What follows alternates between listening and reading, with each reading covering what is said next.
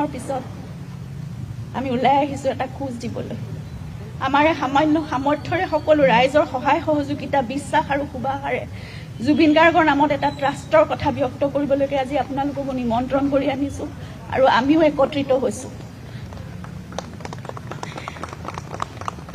আপোনালোকৰ বহুমূলীয়া সময়খিনি দি আমাক সহযোগ কৰাৰ বাবে আমি সঁচাকৈ যথেষ্ট কৃতজ্ঞ আৰু আপোনালোকৰ প্ৰতি ধন্যবাদ জ্ঞাপন কৰিছোঁ।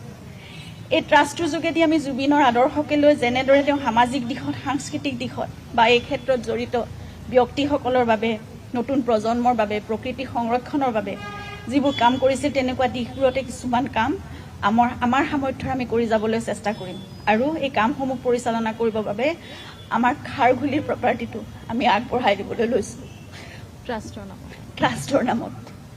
জুবিনৰ সপোনৰ ঠাইখন তেওঁৰ নামত হ'বলগীয়া সমাজৰ সংস্কৃতিৰ আৰু তেওঁৰ উপাস্য প্ৰকৃতিৰ বাবে ভাল কামত ব্যৱহাৰ হওক, নিয়োজিত হওক, আমি সেয়াই আশা কৰিছোঁ।